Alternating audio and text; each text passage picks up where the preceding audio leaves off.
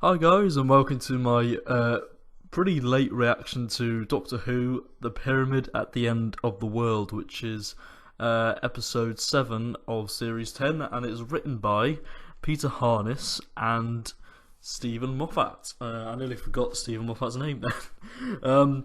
But yes, I apologise for not uploading this yesterday, and that's because I came back from London on Saturday quite late, and I've only just got round to really watching the episode, so I was really tired last night, and I was just didn't have any energy to film a video as much as I wanted to. I just did not have the energy, and hay fever got to me, and yeah, I just felt really bad basically, and tired and messy and dirty. So now I've watched the episode and I'm gonna give you my reaction. So of course, when the series 10 episode titles were released, this one particularly interested me, and that's probably because of the fact it's so fucking long. The Pyramid at the End of the World. I think it's probably the longest Doctor Who story title we've ever had. Close, another long title will be The Greatest Show in the Galaxy. I'm not sure which one's longer, but I'll leave that for you to decide. Of course, this is the second part in the Monk trilogy, as it's been called now.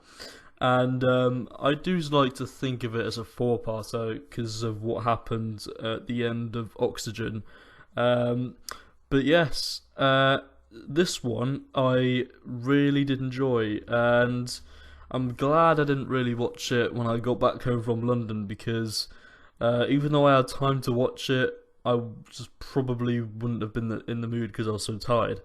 But now that I'm sort of refreshed and I've watched it with, as I wasn't as tired as I was the other night, I really enjoyed it. I thought it was a great Doctor Who story, and I think straight away you could definitely tell it was a Peter Harness script, because you know when it's a Peter Harness script because of the scale of the episode.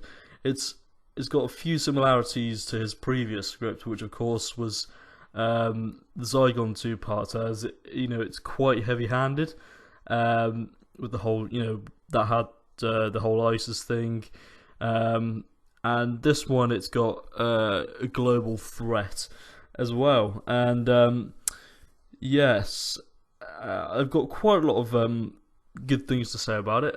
I do have a few negatives as well.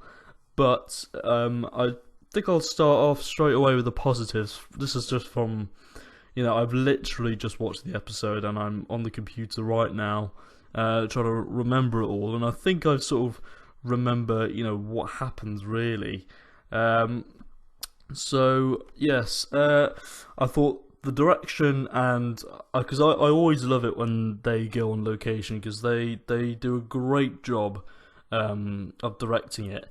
And I really love some of the opening scenes, and just the whole pyramid idea. Really, I thought it does help the story differentiate from a lot of the stories within the series, and it's quite unique in that sense. And yes, we see the return of the monks once again, the meddling monks. Actually, no, that's from the Time Meddler, my bad. But yeah, not quite the meddling monk, but yeah, we see the monks, and of course they are creepy as ever. And yeah, because I didn't say in my last, well, I did mention it, but much like Extremis, Tim, I'm trying to think of his name now, Tim Bentic did an absolutely fantastic job of the voices. He really does them well, and gives them a really creepy vibe whenever they're around. Another thing, I really liked the idea of the Doomsday Clock. I thought that was really well done, and it really did add a lot of suspense to the story, because you got to admit that this was a really intense script and story, and there was just some really gripping scenes within the episode, and I was actually sat there um, on the edge of my seat, just like thinking, "Oh my god, what is going to happen next?" And of course, in this episode, the Doctor does get his his eyesight back, and I really liked the way he got it back. I thought they were going to do like a really sort of lazy written conclusion to the whole blindness thing, but no, it was actually really well integrated into the story because obviously the monks, Bill used the monks as a way of getting the Doctor's eyesight back, and yeah, I'm really looking forward to this next episode, which is written by Toby Whithouse, and but anyway, yes, more positives. I'm trying to think now because obviously I've just literally watched the episode. But yes, I think I really did like the bit when they actually walked into the pyramid, because just walking through those sort of like ancient sort of corridors, it really did give the story a lot of atmosphere. And because obviously we were literally just outside, and now we're in the sort of claustrophobic and quite isolated environment, because obviously you've got the monks as well, as being in like this massive pyramid, and so that gave it quite a lot of isolation as well, and it sort of separated the characters from the outside world, which I thought was really cool.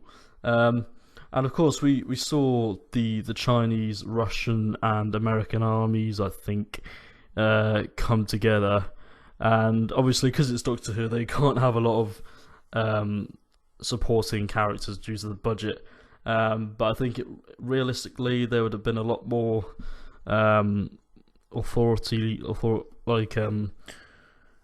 a lot of leaders there, not just those, because I think one of the negatives I have with this script is that, you know, I don't think the leaders would have surrendered to the monks that quickly, because, you know, they would have had to sort a lot of stuff out, and not just those particular countries, you know, the whole world really, not just those three countries, because you know, major events need a lot of preparation, but I can see, you know, to be fair, they didn't have a lot of time to discuss this, so because of the doomsday clock, and it was, you know, drawing closer and closer to the end of the world. So I guess in that regard, you know, they had to do something, otherwise something bad, you know, was really good, like something really bad was going to happen. Another negative I have is that I don't know if it was meant to be a big surprise that you know, the characters in the lab, you know, with the dwarf and the other scientist in the lab, you know, I halfway through the story I kind of thought that, okay, this is, I sort of know that where they are, it's the end of the world. I sort of predicted it from a few scenes off, really. I don't know if anybody else predicted that, but I don't know if it's meant to be a huge surprise or twist or whatever, but I sort of knew it was going to be the location of the end of the world. But apart from that, a positive now. I do think Bill did get a lot more to do in the story, and Nardole didn't get a lot to do, which is a negative. But overall, I really did enjoy this story. I thought it was great. I enjoyed it a lot more than Extremis, even though I did enjoy Extremis to an extent. I know a lot of people didn't, because that's definitely a Marmite story, that one. There were a lot of people that loved it, and there were quite a lot of people that hated it, due to its, you know, the fact that people thought it was so convoluted. But I sort of understood it, but I understood a bit more whilst watching this story. So yes, I'll probably, a 7 out of 10 I think is a good score, maybe 7.5. Yeah, let's go for 7.5. I think that's pretty generous. So yes, yeah, a pretty good story. Comment down below. Tell me what you thought of the pyramid at the end of the world. And yes, I think I'm not sure what my next video is going to be, but I don't know what it is. Don't know when it's going to arrive. Don't know when I'm going to do it. Haven't even thought of an idea yet.